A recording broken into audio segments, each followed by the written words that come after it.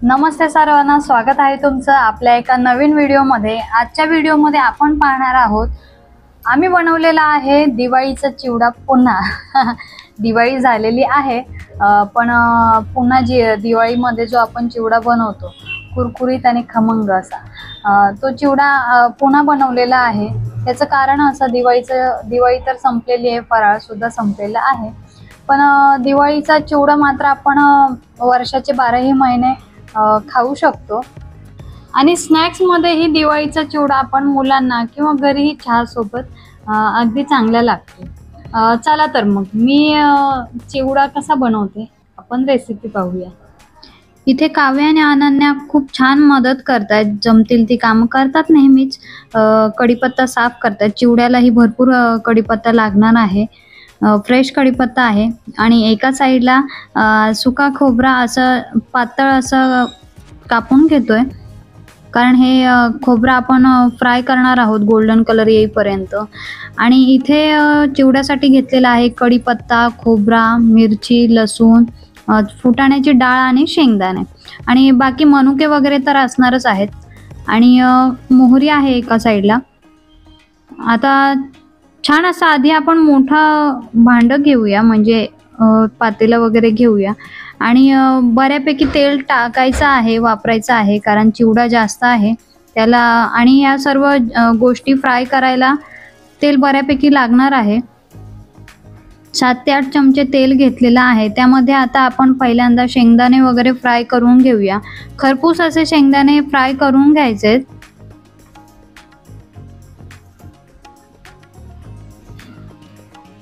प्रत्येक गोष्ट फ्राय करून घ्यायची आहे, म्हणजे शेंगदाणे झाले, फुटाण्याची डाळ असेल आणि आपण जे खोबरं वगैरे घेतलंय ते सर्व फ्राय करायचं। छान शेंगदाण्यांचा कलर थोडासा डार्क झालाय, छान कुरकुरीत असे आपण फ्राय करून घेतलेले आहेत।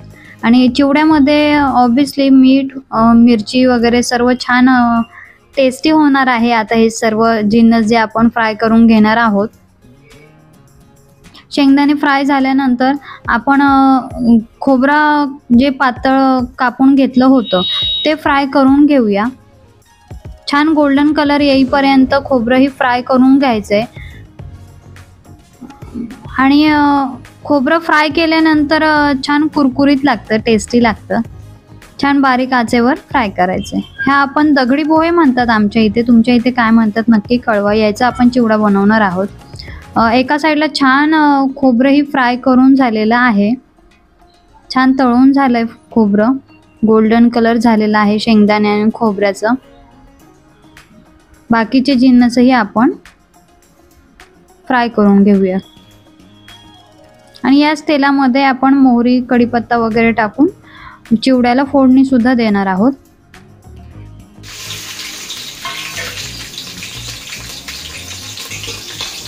तेलामध्ये छान मिरची, मोहरी छान तडतडून देऊया, फ्राय करून घेऊया आधी।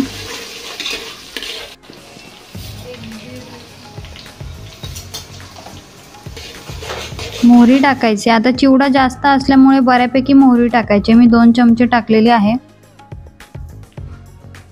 कारण या फोडणीचाच खमंग वास चिवड्याला येणार आहे। छान लसूण आपण घेतलेले आहेत, 15 ते 20 पाकळ्या घेतलेल्या आहे लसूण, छान तेही फ्राय करू। आणि आता कढीपत्ता घेऊया। कढीपत्ता ही छान मंद आचेवर फ्राय करायचंय, जेणेकरून हे जिन्नस सुद्धा बऱ्यापैकी फ्राय होतील।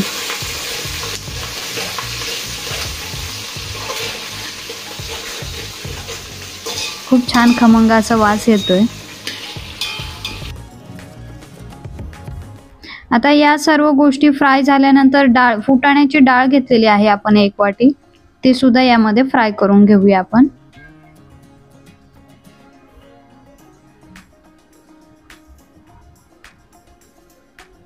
या सर्व गोष्टी फ्राय झाल्यानंतर फायनली हळद टाकूया। छान हळदही तेलामध्ये मिक्स करून घेऊया, म्हणजे हळदही थोडीशी आपण तेलामध्ये फ्राय करून घेऊया, म्हणजे जेणेकरून आपण जे पोह्यांची चिवडा बनवणार आहोत त्यालाही छान प्रकारे हळद मिक्स होईल। आता यामध्ये आपण पोहे टाकून घेणार आहोत।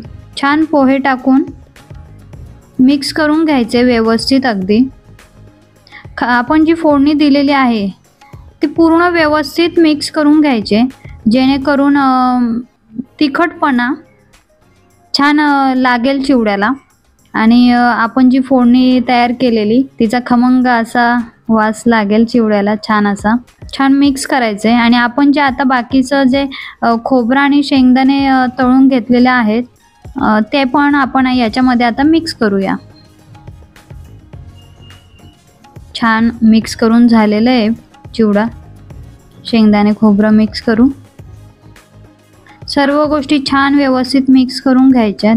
गॅस एकदम बारीक केलेला आहे आपण, म्हणजे बारीक गॅसवर मिक्स करत राहिला ना चिवडा की छान कुरकुरीत होतो, खायलाही खूप छान वाटतो।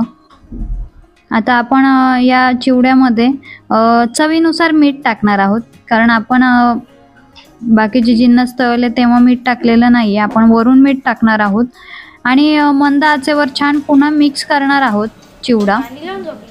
छान सर्व चिवड्याला मीठ लागेल याप्रमाणे मिक्स करून घ्यायचं आहे व्यवस्थित। वरूनच आपण मनुकेही टाकलेले आहेत। मनुके मी तळून घेतलेले नाही आहेत, कारण गरम गरम चिवडा आहे आणि मंद आचेवर चिवडा आपण फ्राय करतोय, शेकतोय, त्यामुळे मनुकेही छान मिक्स होणार आहेत चिवड्यामध्ये। आणि आता तिखट वगैरे तर टाकलेलं आहे, मीठ टाकलेलं आहे, पण आता थोडीशी पिठी साखर, थोडासा तळलेला काजू वरून आपण टाकणार आहोत चिवड्यामध्ये। थोडीशी पिठी साखर टाकले आणि थोडीशी साखर सुद्धा टाकणार आहोत चवीसाठी।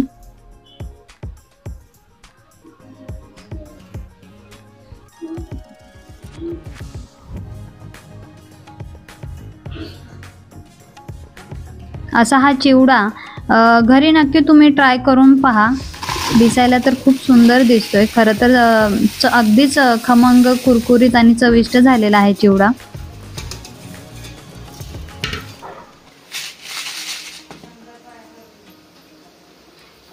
आजची चिवड्याची रेसिपी तुम्हाला कशी वाटली? तुम्ही वर्षाचे 12ही महिने चिवडा तुम्ही असा घरी बनवू शकता आणि अगदीच महिनाभर तरी आरामात राहतो, कारण घरी केलेल्या गोष्टी असतात त्या आपण व्यवस्थित काळजीपूर्वक करतो, त्यामुळे तो जास्त दिवस टिकतो चिवडा आणि कुरकुरीतही राहतो। हवा बंद डब्यामध्ये ठेवल्यानंतर चिवडा कुरकुरीत राहतो। आजची ही रेसिपी तुम्हाला कशी वाटली कमेंटमध्ये नक्की कळवा। घरी तुम्ही तुमच्या पद्धतीने करतच असाल, पण मी माझी पद्धत सांगितली चिवड्याची, तुम्ही नक्की घरी ट्राय करा आणि कमेंटमध्ये नक्की कळवा आजचा हा व्हिडिओ कसा वाटला। व्हिडिओ आवडला असेल तर नक्की व्हिडिओला लाईक करा, शेअर करा आणि चॅनलला सबस्क्राईब करा। तुमच्या सर्वांचा सपोर्ट नेहमीच पाठीशी असू द्या।